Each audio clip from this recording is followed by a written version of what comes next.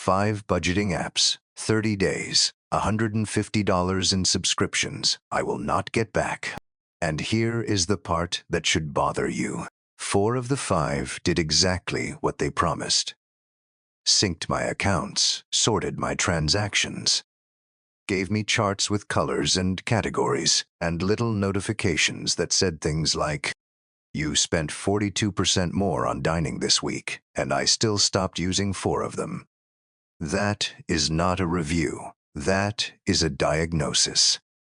Because the problem was never the features, the problem was never the interface. The problem is that most budgeting apps are built to show you what already happened. And your brain does not change behavior by looking at a receipt. It changes behavior when you have to make a decision before the money moves. And only one of these 5 apps forced me to do that. So here is what I did. I downloaded all 5 YNAB, Monarch Money, Copilot, Good Budget, Pocket Guard. I gave each one the same 30 days, the same bank accounts, the same credit cards, the same income, the same chaotic spending habits. And I tracked not just what they did, but what I did. How often I opened each one, how long I stayed, when I stopped, and why. Right. Because everybody reviews these apps like a feature checklist. Nobody reviews them like a behavioral experiment. That is what this is. Let me set the scene. Day 1, Sunday afternoon. I am on the couch with my phone. The person running this experiment is a 28-year-old UX designer in Tampa, making $5,200 a month after taxes. They have tried 3 budgeting apps before.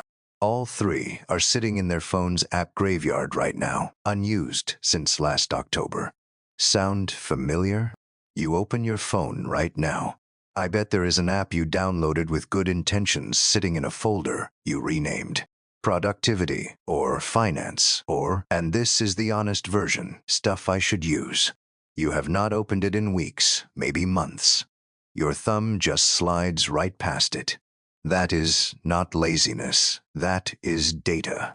Here is what the first day actually looks like.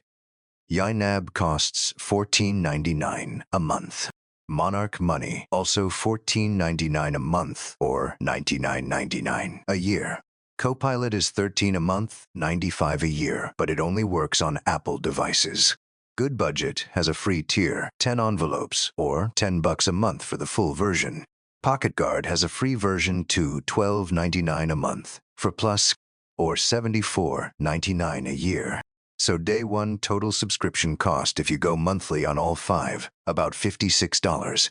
To track money you are trying to save, I mean, that is wild when you think about it. Setup time. Pocket Guard took 11 minutes. Link accounts, let it auto-categorize. Done. Copilot about 15 minutes. Same deal. Beautiful interface. Everything just populates. Monarch, maybe 20 minutes. More customization options, which is nice, but also more decisions up front. Good Budget took longer because you have to manually create your envelopes and decide how much goes in each one. 30 minutes, and I was already second-guessing my numbers. NAB took 45 minutes, and I almost quit during setup, because YNAB does not let you just connect your accounts and watch. It asks you a question that no other app asks on day 1. What do you want this money to do? Every dollar that is currently sitting in your checking account, give it a job, right now, before you spend anything. That felt like homework on a Sunday. Day 7. I have opened Pocket Guard twice, both times to check if a deposit cleared. I have opened Copilot 3 times, mostly to look at the charts because they are genuinely gorgeous. I have opened Monarch 4 times, Good Budget 3 times, because I forgot to log a cash purchase and the numbers felt wrong. YNAB 9 times, not because I wanted to, because it sent me a notification that said one of my categories was running low, and I had to move money from somewhere else to cover it. And that is the moment. That is the behavioral fork. Look, I need to say this. I am not your advisor. I am just someone who tested 5 apps and spent 30 days staring at my own spending. Your situation is your situation. But here is what the data says about all of our situations. According to Business of Apps, finance apps have a 30-day retention rate of about 4%. Some firms put it closer to 9%. That means out of 100 people who download a budgeting app today, somewhere between 91 and 96 of them will not be using it a month from now. But here is the piece nobody talks about. That number is not evenly distributed across app types. Apps that auto-categorize your spending and just show you dashboards have significantly lower retention than apps that require you to actively assign every dollar before you spend it. The research on fintech behavioral engagement calls this the difference between passive monitoring and active allocation. Passive monitoring gives you information. Active allocation gives you a decision point. And decision points create habit loops. According to YNAB's own data, their average user saves $600 in the first month and $6,000 in the first year. Among users who have paid off debt, the average amount is $27,744, based on a 2025 survey. Now, those are self-reported numbers from people who stuck with the app. Survivorship bias is real. The people who quit did not fill out the survey. But the direction of the data is consistent. Look, I will be honest, this part caught me off guard. According to Resubs, the average American now spends $219 a month on subscriptions across about 8 active services. But when you ask people how much they think they spend on subscriptions, they say $86, a 2.5 times perception gap. That means the average person is off by $133 a month on just their recurring charges. And that is exactly the kind of blind spot a budgeting app is supposed to fix, but only if you actually open it. Day 14, 2 weeks in. Pocket Guard, I have not opened it in 4 days. It is still sending me notifications.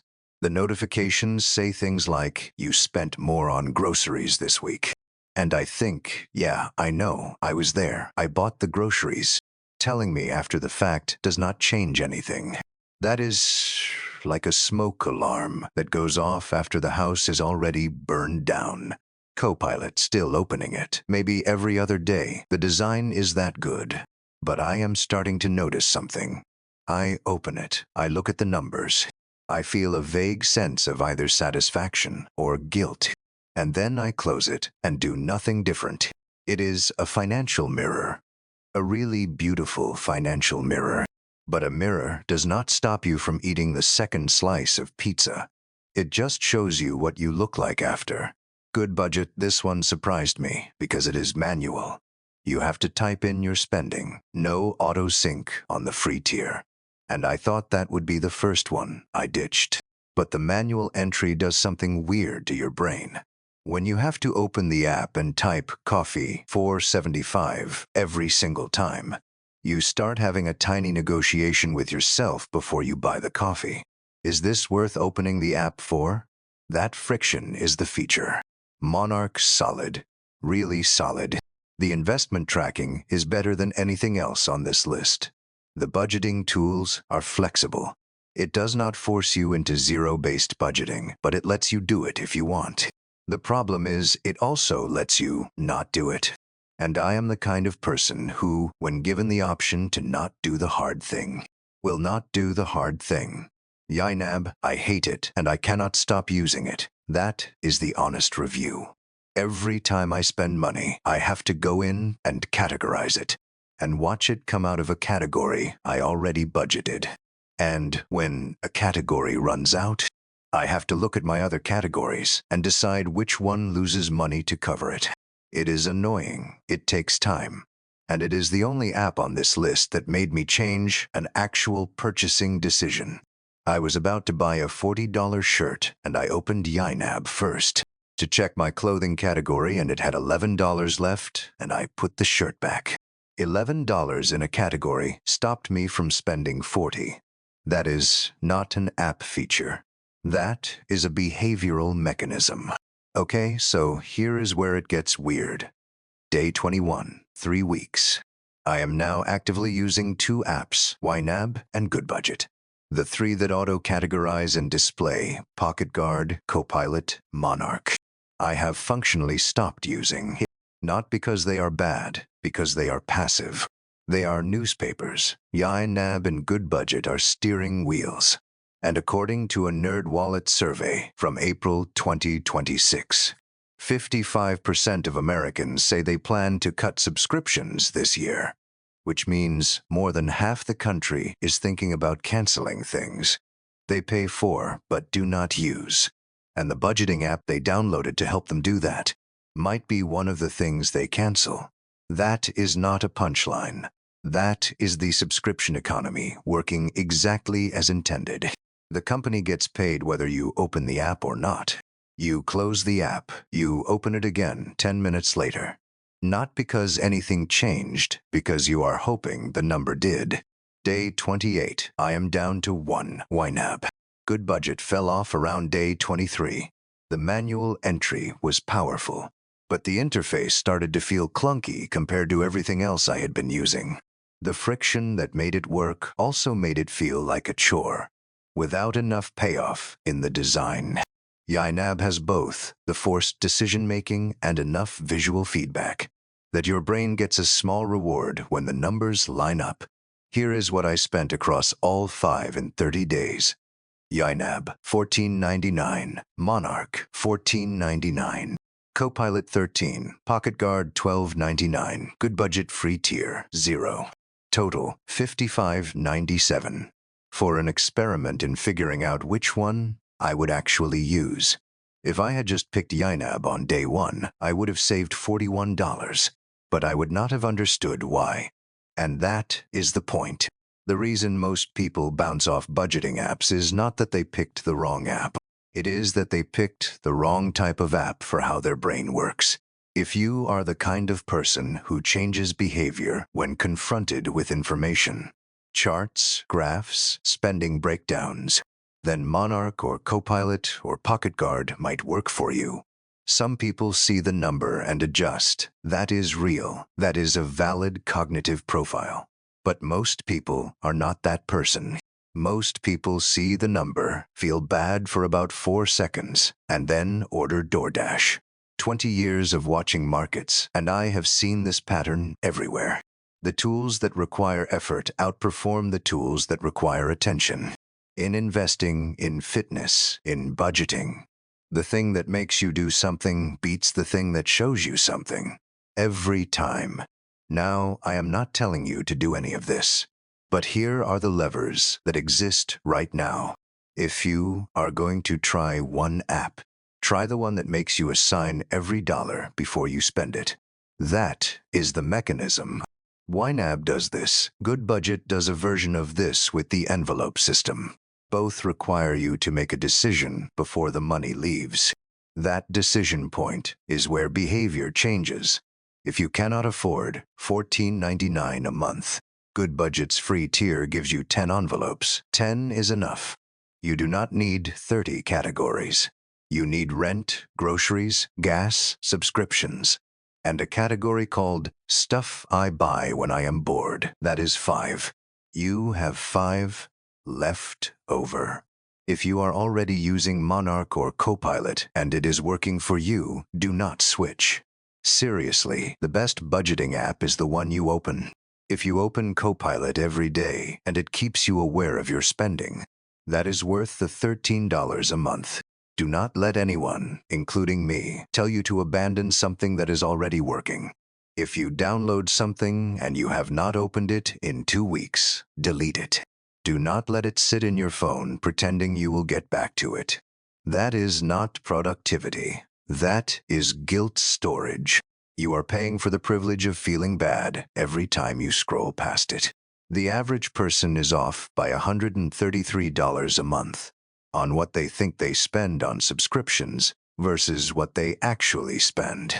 If a budgeting app helps you find that gap and close even half of it, it pays for itself in the first month, but only if you use it past day 7. That is the only math that matters. You did not fail at budgeting because you lack discipline. You failed at budgeting because you downloaded a newspaper when you needed a steering wheel. That is not a character flaw. That is a design mismatch. And now you know the difference.